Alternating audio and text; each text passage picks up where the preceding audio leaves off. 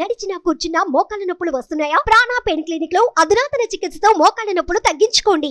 నమస్తే, welcome to మనం TV. నేను వలి. ప్రస్తుతం ఆంధ్రప్రదేశ్లో ప్రశాంత్ కిషోర్ లేటెస్ట్ సర్వే సంచలనం రేపుతోంది. ప్రశాంత్ కిషోర్ సర్వే అంటే చాలామంది కళ్ళు ఆ సర్వే మీదే ఉంటాయి. ఎందుకంటే ప్రశాంత్ కిషోర్ చాలా వ్యూహాత్మకంగా ఆయన అడుగులన్నీ ఉంటాయి. ఈ విషయం మనకు తెలిసిందే. ఆయన స్ట్రాటజీస్ చాలా డిఫరెంట్గా ఉంటాయి, కొత్తగా ఉంటాయి. పార్టీని గెలిపించడానికి ఆయన ఏమైనా చేస్తాడు అన్న విషయం కూడా ప్రజలందరికీ తెలిసిన విషయమే.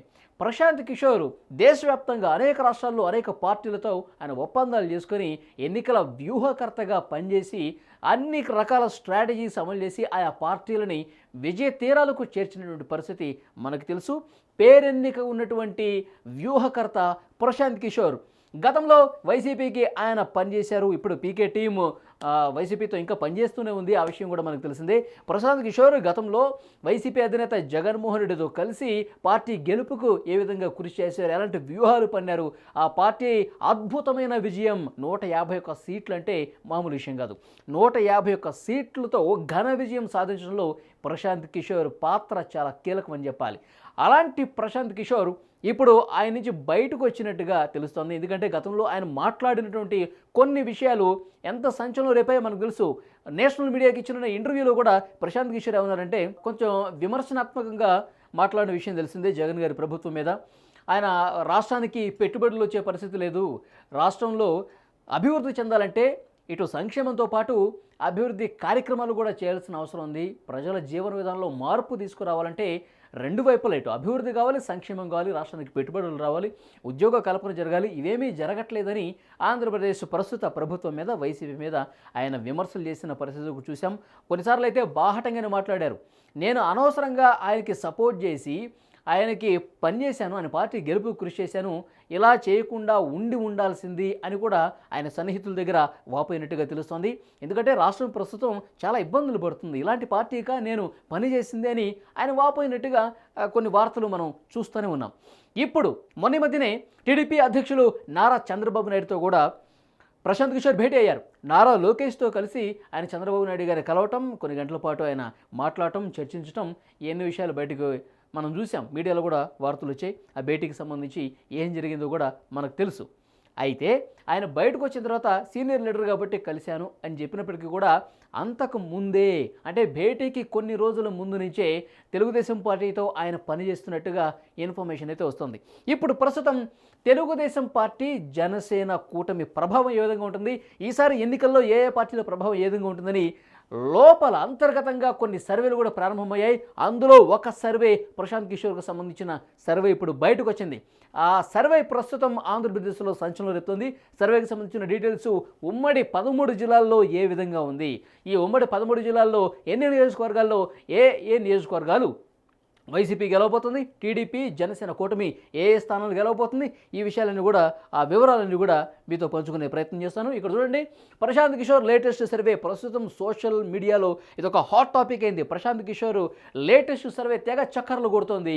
ఈ లేటెస్ట్ సర్వే మీద చాలామంది ఇంట్రెస్ట్గా చూస్తూ ఉన్నారు. ఎందుకంటే ప్రశాంత్ కిషోర్ గతంలో వైసీపీకి పనిచేశాడు కాబట్టి ఇప్పుడు తెలుగుదేశం జనసేనకి ఎట్లా ఉంది పరిస్థితి, తెలుగుదేశం జనసేన కూటమి ప్రభావం ఆయా జిల్లాల్లో ఏ విధంగా ఉంది, ఆయన గతంలో పనిచేసిన పార్టీకి ప్రస్తుత పరిస్థితి ఏంటి, ఈ విషయాలను కూడా కొంత ఇంట్రెస్టింగ్ ఫ్యాక్టర్స్గా కనిపిస్తూ ఉన్నాయి. ఇక్కడ మీకు వివరించే ప్రయత్నం చేస్తాను. శ్రీకాకుళం ఉమ్మడి జిల్లాలో మొత్తం 10 స్థానాలు ఉన్నాయండి. 10 స్థానాలు అంటే వైసీపీ కేవలం ఒకే ఒక్క స్థానం. శ్రీకాకుళం ఉమ్మడి జిల్లాలో 10 స్థానాలుంటే కేవలం ఒకే ఒక్క చోట గెలుస్తుందంట.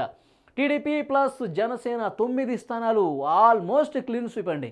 10 స్థానాల్లో ఒక్క స్థానం మాత్రమే వైసీపీ గెలుస్తుందంటే చూసారా, 9 స్థానాలు టీడీపీ జనసేన కూటమి గెలుస్తుందంటే ప్రభావం, ఆ కూటమి ప్రభావం ఏ విధంగా ఉందో ఇక్కడ మనకు అర్థమవుతుంది. 10లో కేవలం ఒక్కటి మాత్రమే గెలుచుకోబోతుంది. ఇక విజయనగరం జిల్లా విషయానికి వస్తే 9 స్థానాలు ఉన్నాయి. 9లో 3 స్థానాలు వైసీపీ గెలుచుకోబోతోంది. టీడీపీ జనసేన 6 స్థానాల్లో విజయ దుందివి మోగించబోతోంది. ఇక్కడ మనం చూస్తున్నాం 3, 6, 9 స్థానాలు అంటే 3 చోట్ల మాత్రమే వైసీపీ గెలుస్తుందంట. 6 చోట్ల టీడీపీ జనసేన కూటమి గెలుపొందే అవకాశం ఉందని తెలుస్తోంది. ఇక విశాఖపట్నంలో పరిస్థితి ఏంటంటే 15 స్థానాలు ఉంటే విశాఖపట్నం ఉమ్మడి జిల్లాలో కేవలం 15 స్థానాలు ఉంటే 2 మాత్రమే వైసీపీ గెలవబోతుందంట. మిగతా 13 చోట్ల 15లో 13 చోట్ల టీడీపీ జనసేన గెలుస్తుందంటే కూటమి ప్రభావం ఏ విధంగా అర్థమవుతుంది. మొత్తం క్లీన్ స్వీప్ 1.5 మాత్రమే గెలిచే అవకాశం ఉంది వైసీపీ. ఓవరాల్గా క్లీన్ స్వీప్ చేయబోతోంది టీడీపీ జనసేన అని ఇక్కడ మనకు అర్థమవుతుంది. ఇక తూర్పుగోదావరి విషయానికి వస్తే 19 స్థానాలు ఉన్నాయి. తూర్పుగోదావరిలో 19 నియోజకవర్గాలు అంటే అతిపెద్ద జిల్లాగా మనం చెప్పుకోవచ్చు. తూర్పుగోదావరి జిల్లాని 19 నియోజకవర్గాలు ఉన్నాయి. నియోజకవర్గాల వారీగా చూస్తే 2 మాత్రమే 19లో 2 మాత్రమే వైసీపీ గెలుస్తుంది. మిగతా 17 స్థానాలు మెజారిటీ స్థానాలు ఇక్కడ కూడా ఆల్మోస్ట్ క్లీన్ స్వీప్ ఇక దగ్గరగా వచ్చేసినట్టే పరిస్థితి. 17 స్థానాలు 19లో 17 స్థానాలు అంటే చిన్న విషయం కాదు. తూర్పుగోదావరి మొత్తం గోదావరి జిల్లాలు మొత్తం కూడా క్లీన్ స్వీప్ దిశగా అడుగు పడ్డట్టుగా మనకు కనిపిస్తుంది. 17 చోట్ల టీడీపీ జనసేన కూటమి గెలుస్తుందట. ఇక పశ్చిమ గోదావరి విషయానికి వస్తే పశ్చిమ గోదావరిలో ఏ విధంగా ఉంటుందంటే అక్కడ 15 స్థానాలు ఉన్నాయి.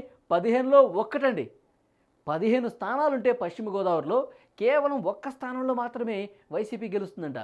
మిగతా 14 స్థానాలు కూడా టీడీపీ జనసేన గెలవబోతుంది. గోదావరి జిల్లాలో జనసేన ప్రభావం బాగుంటుంది. జనసేనకి ఓట్ బ్యాంక్ ఎక్కువగా ఉంది. గోదావరి జిల్లాలో ఎక్కువ పట్టున్న జిల్లాలు ఏవయ్యా అంటే గోదావరి జిల్లాలని చెప్తారు జనసేనకి. అక్కడ తెలుగుదేశం పార్టీ కూడా తోడైతే ఎలాంటి పరిణామం ఉంటుంది, ఎలాంటి ఫలితం వస్తుంది, అధికార పార్టీకి ప్రస్తుతం ఉన్న అధికార పార్టీకి అక్కడ ఎలాంటి పరిస్థితులు ఉంటాయనేది కూడా ఈ నెంబర్స్ బట్టి మనకి అర్థమవుతుంది. పశ్చిమ గోదావరిలో 15 ఉంటే 1 చోట మాత్రమే వైసీపీ గెలుస్తుందట. ఇక కృష్ణా జిల్లాలో ఏంటి పరిస్థితి? 16 స్థానాలు ఉన్నాయి. 16లో 2 మాత్రమే వైసీపీ గెలుస్తుంది. 14 చోట మళ్ళీ ఇక్కడ కూడా చూసారా 14 చోట్ల టీడీపీ జనసేన గెలవబోతుంది. ఇది ఎవరో అల్లాటప్ప వాళ్ళు చేసినటువంటి సర్వే కాదు, చిన్న చిన్న సర్వే సంస్థలు చేసింది కాదు. ప్రశాంత్ కిషోర్ దేశంలోనే పేరెన్నిక ఉన్నటువంటి సంస్థ ఐప్యాక్ ప్రశాంత్ కిషోర్ లేటెస్ట్ సర్వే ఇది. ఆయన జగన్ గారితో విభేదిస్తున్నారు. ప్రస్తుతం తెలుగుదేశం జనసేనతో కలిసి ఆయన ట్రావెల్ అవుతున్నట్టుగా మొన్నటి జరిగినటువంటి భేటీ ద్వారా మనకు అర్థమవుతుంది. ఆయన చేసినటువంటి లేటెస్ట్ సర్వేకి సంబంధించిన వివరాలు మీ ముందు ఇచ్చే ప్రయత్నం చేస్తున్నాను. ఇక గుంటూరు జిల్లా విషయానికి వస్తే 17 సీట్లు ఉన్నాయండి. గుంటూరులో ఇక్కడ కూడా 1 స్థానం మాత్రమే వైసీపీ, మిగతా 16 చోట్ల ఇక్కడ కూడా క్లీన్ స్వీప్ దిశగా అడుగుపడ్డట్టుగా కనిపిస్తుంది. ఉమ్మడి కృష్ణా, గుంటూరు, గోదావరి జిల్లాలో అయితే ఆల్మోస్ట్ ఇక 1-2 స్థానాలే వైసీపీకి దక్కుతున్నటువంటి పరిస్థితి ఈ సర్వే బట్టి అర్థమవుతుంది. ఇక ప్రకాశం జిల్లాలో ఎలా ఉందంటే పరిస్థితి 12 స్థానాలు ఉన్నాయి. 12లో ఇక్కడ కూడా 2 మాత్రమే వైసీపీ గెలుస్తుంది. 10 చోట్ల టీడీపీ జనసేన కూటమి గెలుపు బావట ఎగరేయడానికి సిద్ధమైనట్టుగా ఈ సర్వే బట్టి మనకు అర్థమవుతుంది. ఇక ప్రకాశం జిల్లాలో అట్లా ఉంటే పరిస్థితి. నెల్లూరు జిల్లా చూద్దాం. ఉమ్మడి నెల్లూరు జిల్లాలో 10 స్థానాలు ఉన్నాయి. 10లో 3 వైసీపీ గెలుచుకోబోతుంది. 7 స్థానాల్లో టీడీపీ జనసేన. ఇక అనంతపురం విషయానికి వద్దాం. అనంతపురంలో పరిస్థితి ఎట్లా ఉందంటే 14 స్థానాలు ఉన్నాయి. అనంతపురంలో 2 చోట్ల వైసీపీ, 12 చోట్ల ఇక్కడ కూడా టీడీపీ జనసేన. 14లో 2 మాత్రమే వైసీపీ గెలుస్తుందంటే 12 చోట్ల టీడీపీ జనసేన కూటమి గెలవబోతున్నట్టుగా తెలుస్తోంది. ఇక చిత్తూరు జిల్లాలో పరిస్థితి ఏ విధంగా ఉందంటే 14 స్థానాలు ఉన్నాయి. 4 మాత్రం వైసీపీ గెలుస్తుంది. 10 మాత్రం టీడీపీ జనసేన. 14లో 4 మాత్రమే వైసీపీ గెలుస్తుంది. ఇక కడపలో ఎన్ని స్థానాలు అంటే 10 ఉన్నాయి. 10 నియోజకవర్గాలు అంటే ఇది సీఎం సొంత జిల్లా కడప జిల్లా కాబట్టి మొత్తం 5 స్థానాలు ఇక్కడ వైసీపీ గెలవబోతుంది. మీకు ఇక్కడ మిగతా జిల్లాలన్నీ కంపేర్ చేస్తుంటే కడపలో మాత్రం కొంత బెటర్గా కనిపిస్తుంది. సీఎం సొంత జిల్లా కాబట్టి అక్కడ వైసీపీ ప్రభావం ఉన్నట్టుగా కనిపిస్తుంది. సగం స్థానాలు 10లో 5 స్థానాలు వైసీపీ గెలుచుకుంటే మిగతా 5 స్థానాలు టీడీపీ జనసేన కూటమి గెలుచుకోబోతున్నట్టుగా దీనికి అర్థమవుతుంది. మిగతా జిల్లాలతో కంపేర్ చేస్తుంటే కడప జిల్లాలో సొంత జిల్లా కాబట్టి ముఖ్యమంత్రి గారికి కొంచెం బెటర్ పర్ఫార్మెన్స్ ఉంది. సగం స్థానాలు 10లో 5 వైసీపీ గెలుచుకునే అవకాశం ఉంది. ఇక కర్నూలులో ఎలాంటి పరిస్థితి ఉంది చూస్తే కర్నూలులో 14 స్థానాలు ఉన్నాయండి. కర్నూలులో 14 స్థానాలు ఉంటే 4 చోట్ల మాత్రమే వైసీపీ గెలుస్తుంది. మిగతా 10 చోట్ల కూడా టీడీపీ జనసేన కూటమి గెలవబోతున్నట్టుగా మనకు అర్థమవుతుంది.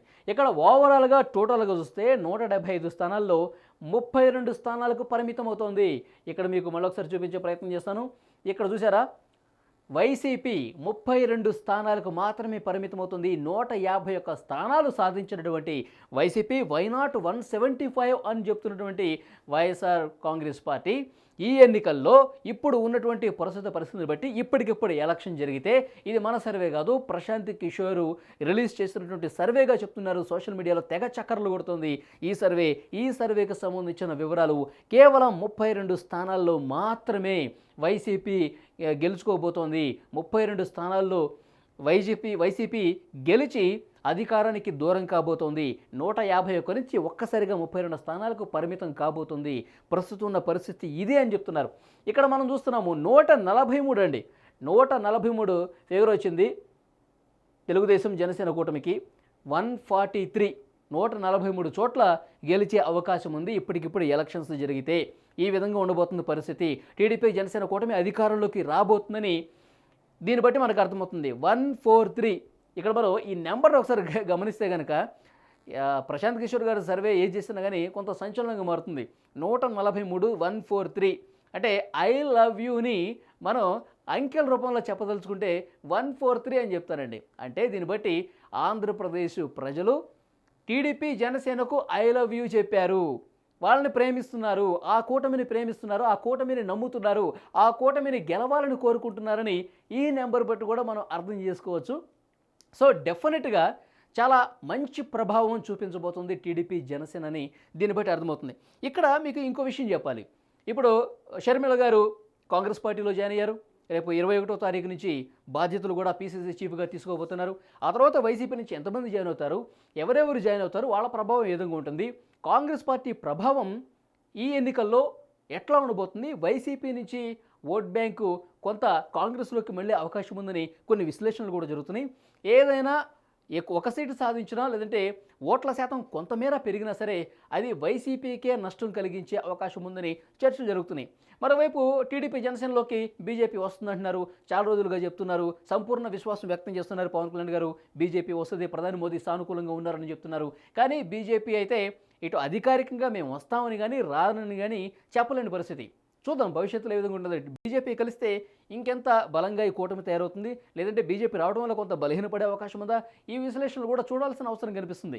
భవిష్యత్తు పరిణామాలు ఎలా ఉంటాయో మనం చెప్పలేం. కానీ ఇప్పటికిప్పుడు ఎలక్షన్ జరిగితే టీడీపీ జనసేన ఒకవైపు, వైసీపీ ఒకవైపు, ఇట్లా ఈ రెండు వైపుల నుంచి ఇప్పటికిప్పుడు ఎలక్షన్ జరిగితే పరిస్థితి ఇది. ప్రశాంత్ కిషోర్ చేసినటువంటి లేటెస్ట్ సర్వే రిపోర్ట్ ఇదే అని ప్రస్తుతం సోషల్ మీడియాలో జోరుగా చర్చ జరుగుతుంది. ఈ రిపోర్టు గురించే, ఈ సర్వే గురించే మాట్లాడుకుంటున్నారు. సో చూద్దాం భవిష్యత్ పరిణామాలు ఏ విధంగా ఉంటాయి, కాంగ్రెస్ పార్టీలో ఎలాంటి చలనం వస్తుంది, తర్వాత బీజేపీ సైడ్ నుంచి ఏ విధంగా ఉంటుంది అన్నీ కూడా చూద్దాం. ఎందుకంటే అభ్యర్థులు జాబితాలు కూడా వైసీపీ విడుదల వారీగా రిలీజ్ చేస్తుంది.